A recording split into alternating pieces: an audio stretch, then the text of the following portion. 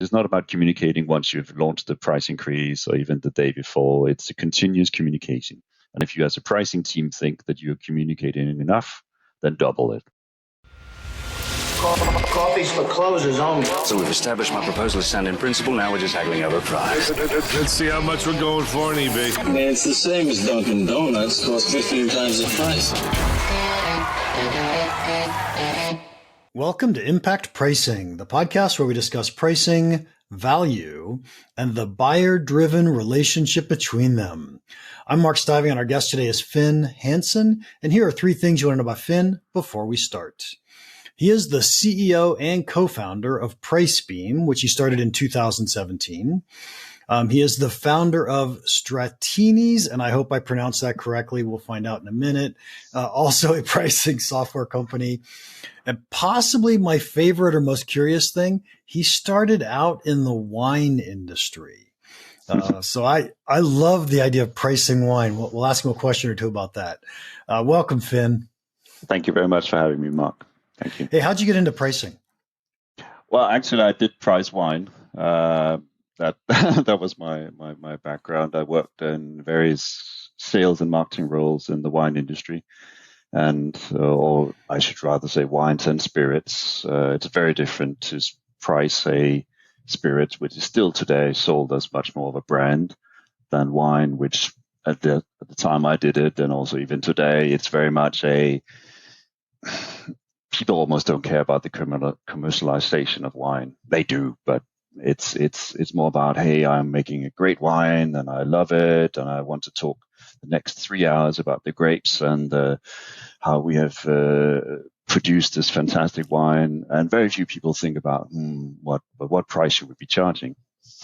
So it was a bit of a niche back then, but as the company I worked for was looking both at wines and spirits and champagnes and quite a few other things, then it became a career in pricing. Fascinating. But I have to ask, I think that wine is the product that probably has the biggest correlation between price and signal of quality. As in, most people have no idea what the quality of the wine is, and they buy it based just on the price. Is that a true statement or not? On wine, I would definitely agree. Whether it's the biggest one, I'm not entirely sure. The company I worked for was in the luxury goods industry, where you would see the same kind of signal that if a luxury product is expensive, then it must be by definition good. But yes, to a large extent, there's a lot of, if this is an expensive wine, and that's more on the wine side than on, let's say, spirits brands or beer brands. If a wine is expensive, then by definition, it must be great. And if it's twice as expensive, it must by definition be twice as good, which is, it makes life sometimes easier for people who work in the industry. And sometimes it makes it much more difficult, because how do you build the brand of the wine product rather than just talking about price and the grape variety, which it very often boils down to. Okay, so under the assumption that's a true statement, why don't wineries just drive prices up? Well, a little bit of I don't want to say it's a secret, but the financials of wine production are really not conducive to having too high a price, because there's not enough people to wanting to pay for it. We used to say that if you wanted to make money on wine, and it's back in the day, so it might have changed slightly, but if you wanted to make money on wine, you needed to be priced somewhere between $10 and $20 in the US market. Obviously, prices vary around the world, and it doesn't reflect necessarily a European or Asian price point. But in US terms, if you wanted to make money on your wine, you need to be between 10 and 20. If you're below 10, you need way too much land and therefore too much capital tied up into wine production. And if you're more than 20, yes, you're maybe signaling value, but there's not that many people. Again, 20 years ago, many things have changed, but that many people who would have paid more than $20 for a bottle of wine, unless there was some quite simple indication this was a great bottle of wine. But even then, you wouldn't have the market size to meet that. I do think that's a little bit still the correlation, right? You can be you always need to find a sweet spot in whatever category you're in, be it in wine, be it in CPG, be it in anything really. It's too expensive, you're alienating consumers. Too cheap, you may be driving a lot of volume, but you're not profitable enough. Excellent. Okay, so now let's jump topics real fast. I'm very curious. Can you tell me and the audience what did or does Stratinis do, and what does Price Beam do, and why did you start two different pricing softwares? Well, I mean, they're kind of different for different purposes. Stratinis is more of a, let's say, a classical pricing software company. It looks at discounts and rebates and helps pushing KPIs to the sales team to optimize that. These days, and is that more retail or B2B? It's more B2B. It's Okay. more B2B. So it's deal making, deal rules, making sure that, in particular, that the sales team is informed about profitability, but also sometimes pricing guidelines. The reason why I created Price Beam is more that I really thought that there was a need of democratization of insights, and of course that's a bit of a marketing generalization, but I do find, or still to this day, that very often insights are too expensive in our industry, and then you're a little bit stuck with, should I spend a lot of money on buying some very expensive insights? I go out and I contract one of the classical market research companies who may not have pricing as a specialization. They may do other things. They may be taking a bit longer. Or should I try to do it myself? Which, yes, there are people who out there who can do price research and pricing insights themselves, but in reality, they will end up with, no, it's too difficult, or it takes too much specialty knowledge, or at least, again, it's a rather small audience. So what Price Beam comes in is that we try to sit in the middle of that. It's a cloud-based platform. It goes out and collects insights into what consumers or businesses are willing to pay. And then it combines that sometimes with historical sales data and some clever AI algorithms. But it basically outputs in a number of days. It outputs an analysis on what consumers are willing to pay, which segments are not willing to pay so much, what segments are willing to pay more, and then that's all then produced as quick and relatively affordable insights to the customers. Yeah, obviously, I love the words you're using. I don't understand quite how we do this. So, No. Anyone who says they can gather data on a customer's willingness to pay. Mm-hmm. So that implies to me you can read people's minds, which I know you can't. No. So therefore, what are you doing? Well, I mean, underneath it's let's say, it's fairly classical market research methods. There's conjoint analysis in the game. There are some other methodologies as well. On the more sophisticated end, there's some menu-based conjoint where it's more about choosing from a menu. You build your own products, which you may find in restaurant chains, but it's the same mechanism if you are in automotive or even in travel industry. You're choosing from a menu. And on the more simpler side, it's even down to things like MaxDiff, and even some Gamma Granger and other methodologies in that end. I think that what we do is we produce input, and as I try to tell my clients all the time, is that we produce an input that may indicate that there's a certain willingness to pay for this product or for these products. It can be more than one, obviously. It's a decision support. It's not the final truth. There is no such thing as the truth in pricing, I think, or in value. But it's an indication of that if you have a set of consumers in a given market, then they're more likely than not to be within a certain range of willingness to pay. Conjoint has a better reputation than, let's say, Van Westendorp or Gamma Granger, justifiably so.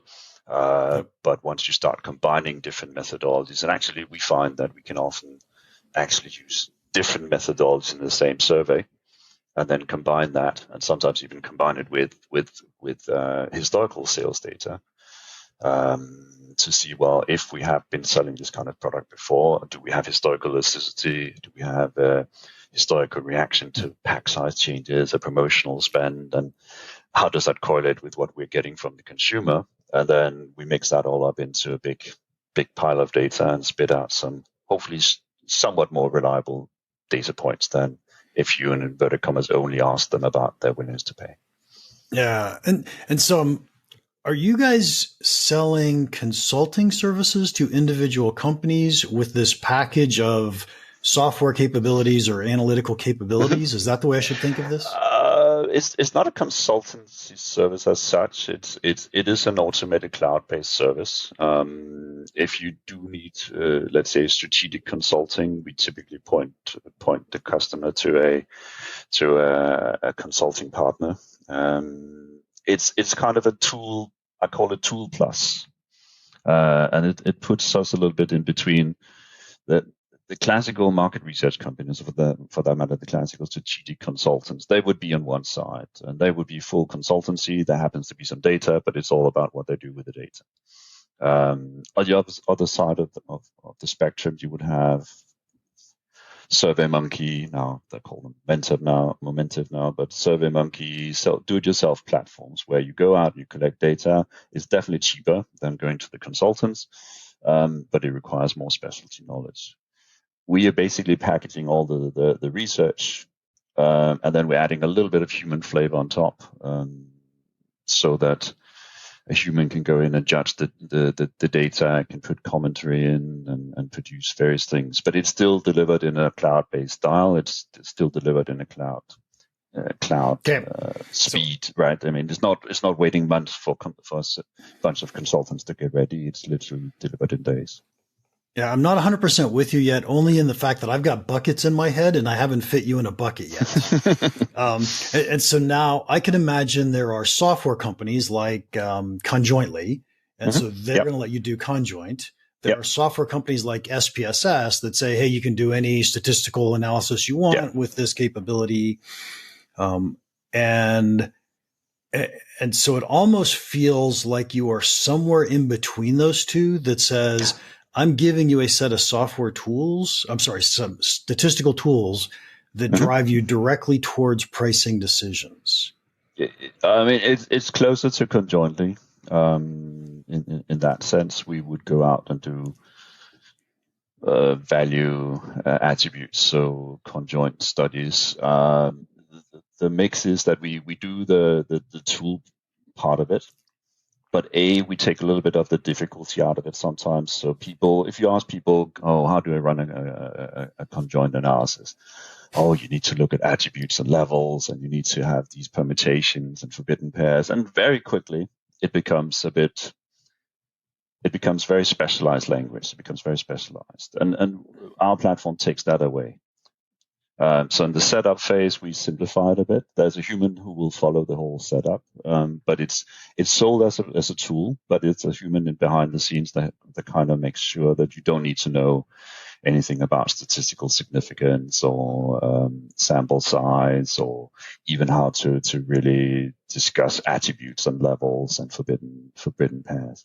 And then on the other end, the human comes in. Well, in the middle, the machine takes over, and that you could argue is the same as what Conjointly or other automated platforms do. It's the machine that distributes the survey. It's the machine that makes sure that we capture the data very quickly. People these days, they don't get a physical survey into the letterbox. They literally take the survey on their cell phone or on their computer, on their laptop. But then what we do again in the end is that we put a human touch to it. So whatever the machine spits out, it's not simply a bunch of charts. We do that as well, but there's literally a human who takes the time to sit down and then take the results and produce additional insights that the machine still struggles to some extent to produce. Machines are getting better. Is it your human or is it their human? It's our human. It's our human. It's our human. So it's our human who would have been yesterday been doing one CPG brand, and tomorrow we'll be doing another CPG brand. So if the customer is CPG, it's my human analyst who then goes in and has a look at that and produces more insights than what just a standard conjoint output would be. Yep. And so that makes a ton of sense now, because it isn't quite consulting, but it's almost like consulting. Yeah. We're going to go grab a ton of data and help you analyze it. Yes. Yes, but in a more of a systematic, automated way than classical consulting. So you can either call it consulting light or tool plus. Yep. It's not tool versus consulting. If those are the two opposites, it is somewhere in the middle. It's more than just than the tool, but it's less than 6 weeks of full-time consultancy services. Yeah. So now how do you bundle in, since you're in the CPG world, how do you bundle in AI at this point? And by the way, where do you think we're going in the future with this as well? Well, I mean, the AI comes in a couple of places. It comes in sometimes in adjusting the model. So we find that very often we can tweak the model. That especially if we import some historical sales data or some historical POS sellout data, the AI comes into that. The model basically learns from its, let's call it, mistakes. So we can literally go in and run let's say a conjoint study. The conjoint study will have a certain level of prediction with its pros and cons. The pros are around that we know what consumers are thinking today. We know we can break it down by consumer segment and a bunch of other things. But sometimes conjoint can be, let's say, 80-90% correct. Sometimes it's a bit more, sometimes a bit less. But by then combining it with historical data through machine learning, then we actually teach the model. So we get to a point where if we just ran conjoint on its own, we will have a certain level of accuracy. And by combining historical data with, or for that matter, we let the customer run their sales for the next 6 months, and then we combine it. It basically learns. Give me some insight here. So conjoint could predict what market share would be given any set of attributes, right? So I can look at my attributes versus my competitors' attributes. If I look at historical data, probably the only thing I'm seeing is price change and volume sold. If you go a little bit more in depth with historical, you also see things like pack sizes. You will see some promotional effects. At least in CPG, you can typically get some sort of promotional, non-promotion versus non-promotion, depth of promotion. But that's also why we insist on and believe that we're adding additional value, is because we're combining the two. Or we're actually starting with the research. We're starting with the conjoint, because the conjoint will get many things that are not really coverable by a historical data analysis. I mean, we get the consumer segments, we get the reactions to new features that you definitely wouldn't get by data mining historical data. Right. Well, conjoint's going to give you the dollar value of the brand name. Yeah. And that's not going to change. Right. No, you say that, but we've actually run here during inflation times. We run repeat studies. So some of our clients have been pushing the envelope as much as possible in terms of price increases. Right, the inflation goes up, and there's a directive from finance that we must take a price increase. But then they come to us and say, well, we actually want to have a kind of a catastrophe check or reality check on where our consumers, where our shoppers, have they moved, have they not moved? So we have done quite a few over the last 2 years studies where we've literally repeated the same study, same products, same pack sizes, same everything. And the only thing that was really changing was when we did that study. And in some brands, we have seen that actually consumers it becomes a self-fulfilling prophecy. They have actually changed their willingness to pay. There's no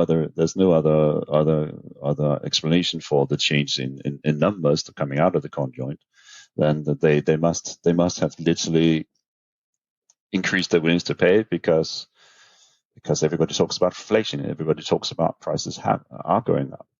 On other brands, it's been the other way around. They have literally not followed. And whether that's because the marketing department hasn't followed suit or the brand cannot carry a 25-30% price increase over 2 years, it's difficult to guess, at least not without going into the detail of that specific brand. But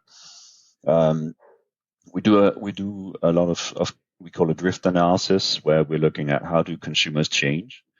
And it's also one of the selling points I come up with is that it actually proves that you cannot just mine yourself out of historical from historical data and then you have all the answers. Even if you had all the breakdowns, that sometimes is the argument. Oh, but we can break it down by pack size, we can break it down by ingredients, we can break it down by flavors and what have you. And in theory, you can try to break down historical data, but if consumers are changing because of COVID, because of inflation, because of changes in consumption patterns from away to home or from home to away or to new innovations, you just cannot predict enough from historical data on its own. But historical data still it can verify certain parameters of your model and therefore make it overall more powerful than, let's say, conjoint on its own. Yeah, so you could argue that conjoint shows me today how are people making decisions, but historical data is suspect as soon as you have a shock to the marketplace, right? Yes. Something like conjoint or new technologies or something that comes out, and now we have a shock. So the way we make decisions is now different. And so conjoint can capture that, but historical data can't. Yeah. The other advantage of conjoint, and for that matter, other market research techniques, is that it also looks at it's better at looking at growth scenarios. One of the questions I'm getting at the moment is around, well, we took a price increase in 21, we took a price increase in 22, we took a price increase in 23 because we had to, many excuses, but we took price increases.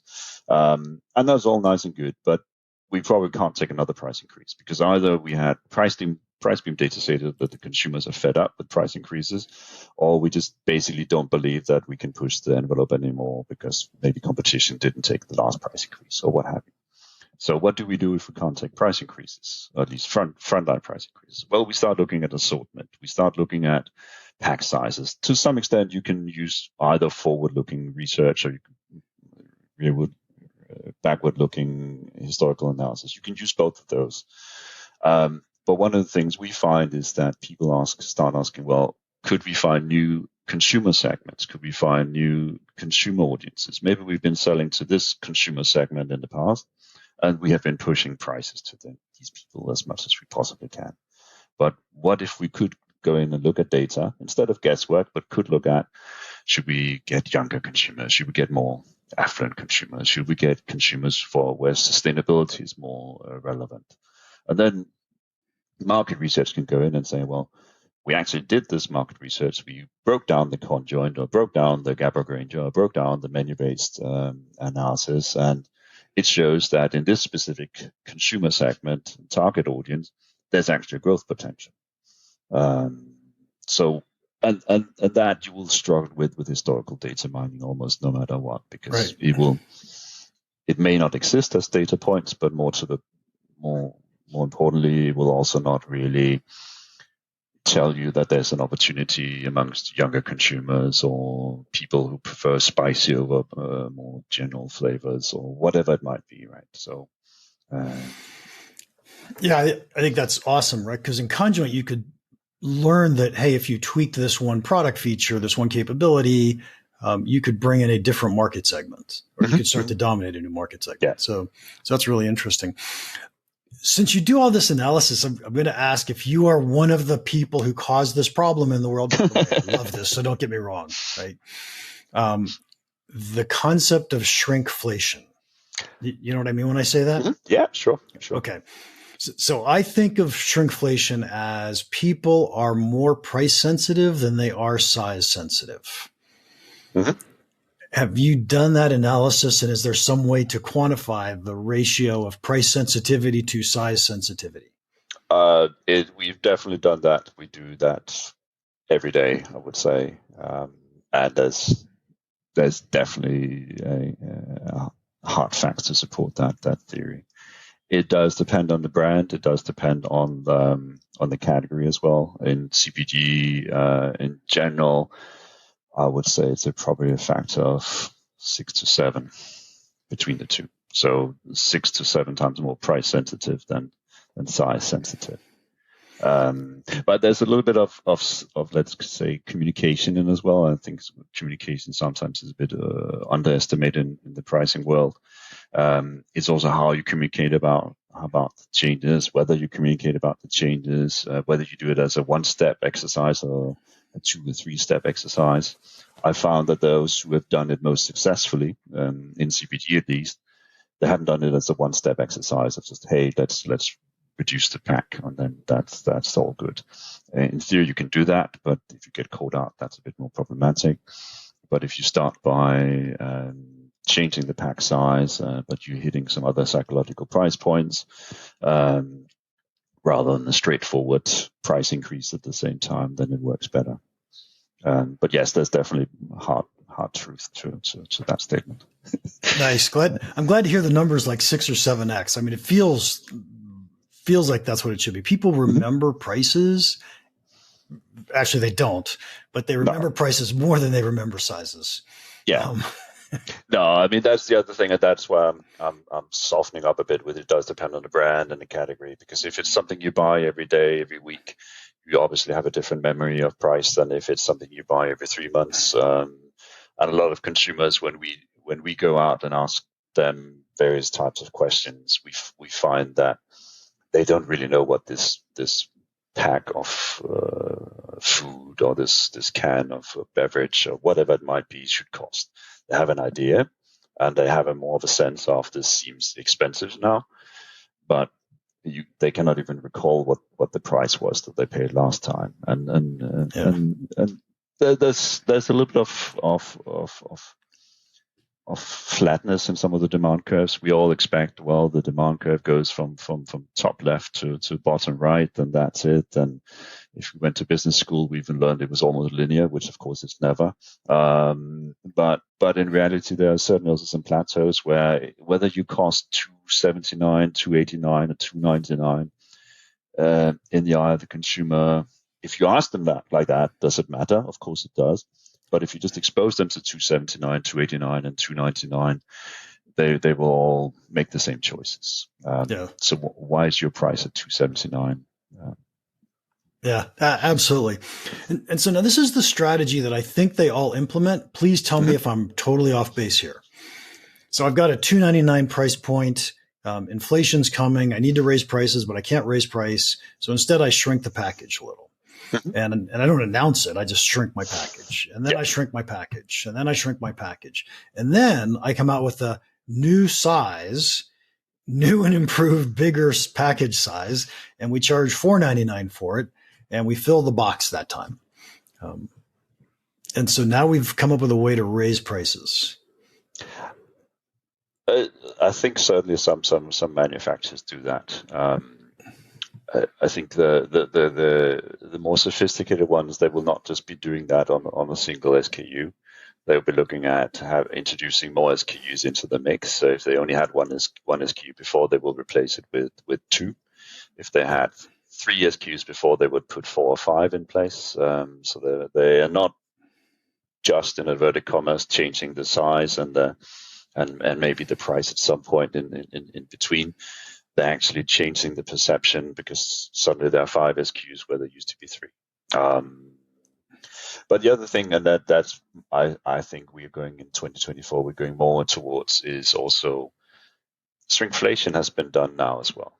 And now we're seeing bad press. Well, there's always been bad press from shrinkflation if you get called out. Now you're seeing some retailer like Carrefour, one of the biggest retailers in the world, French in origin, but they're in many different countries, literally naming and shaming the vendors on shelf.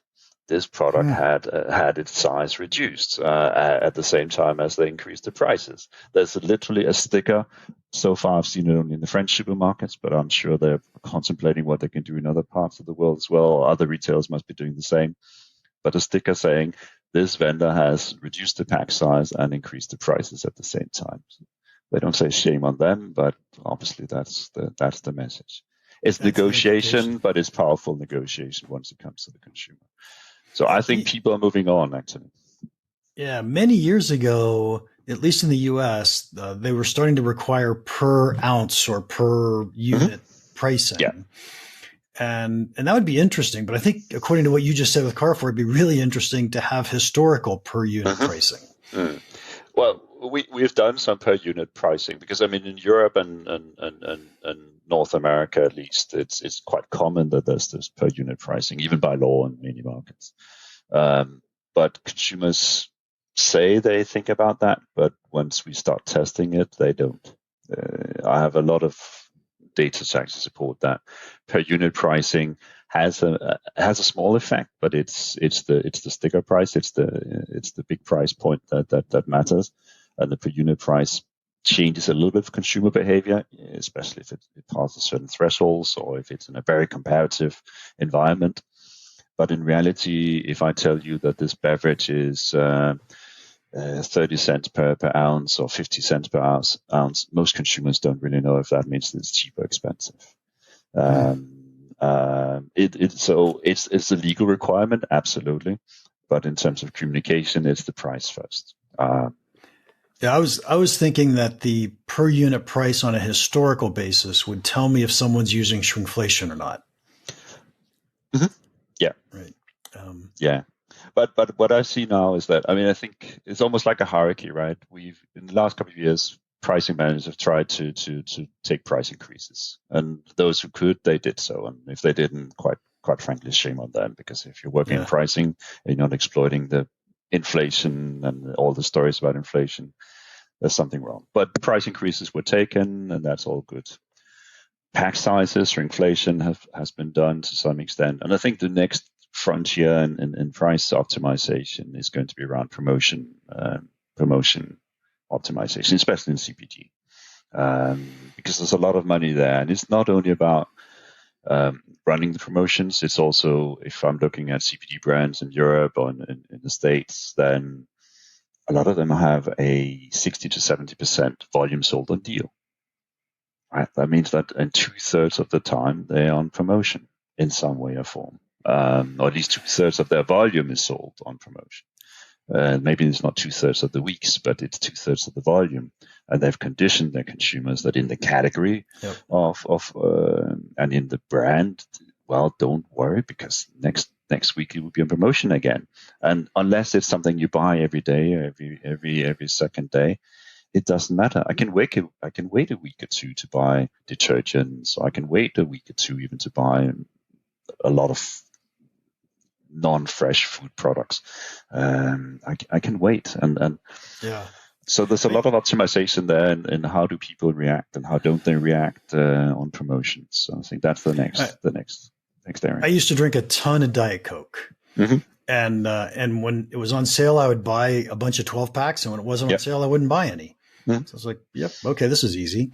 And so I'm always confused by promotions. I'm so glad I don't work in the CPG world much, because it seems to me that when you put something on promotion, you are either stealing from a competitor, which is what you're hopefully doing. You're generating more demand, which you hope you're doing. But most likely you are you're paying down future customers, right? I'm giving you a discount for something you would have bought anyway in the future. Yeah. No, and that's one of the things we are now testing. It's a relatively new study type at Price Beam, but we are basically testing different promotional options. And then we're looking at what's the source of business, we call it.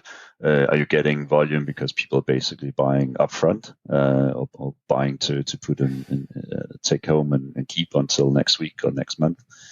Are you stealing from competitors? Are you stealing from yourself? Very often you're stealing from yourself, if not nobody else. And there's only a marginal part of the uplift. There's almost invariably an uplift, and that's why they can still get away with it. So to speak, internally. Yeah. But there's only a marginal part of the total uplift that comes from non-cannibalization of own brands, non-stealing of markets. Well, market share from competitors, of course, is okay. But very often it's just forward buying. I buy now and I will buy again in 1 month's time instead of in 2 weeks or 3 weeks' time. Yeah, perfect. Hey, Finn, this has been a blast, but we're going to have to start wrapping this up. Final question. What is one piece of pricing advice you could give our listeners that you think could have a big impact on their business? One of the advice, and it's actually not to do with what I do at Price Beam or anywhere else. It's really around price communication. I don't think we communicate enough about pricing. I always, when I used to train sales teams and how to do better pricing and go out and negotiate the prices we had decided centrally, as one does, it was all about communicate the prices. And it's not about communicating once you've launched the price increase or even the day before. It's a continuous communication. And if you as a pricing team think that you're communicating enough, then double it. You need to communicate as much as possible, talk about the value, talk about it's frowned upon to talk about cost plus, right? But sometimes it's okay to say, well, costs are going up and we have production costs going up and so forth. But don't talk about that in the last second. Communicate about prices all over throughout the year. And sell internally, that's communication, and sell externally, it's also communication. So I think pricing communication is really key. Love that answer. And then I always say costs don't drive pricing, but it's a great excuse to raise prices. Mm-hmm, mm-hmm. So absolutely. It's so we can talk about it all we want. Finn, thank you so much for your time today. If anybody wants to contact you, how can they do that? The easiest will probably be email finn@pricebeam.com or finn.hansen@pricebeam.com. They'll both get directly into my inbox. So I'd love to. Excellent. Help. Thank you. And to our listeners, thank you. If you enjoyed this, would you please leave us a rating and a review? And if you have any questions or comments about this podcast or pricing in general, feel free to email me, Mark, at impactpricing.com. Now, go make an impact.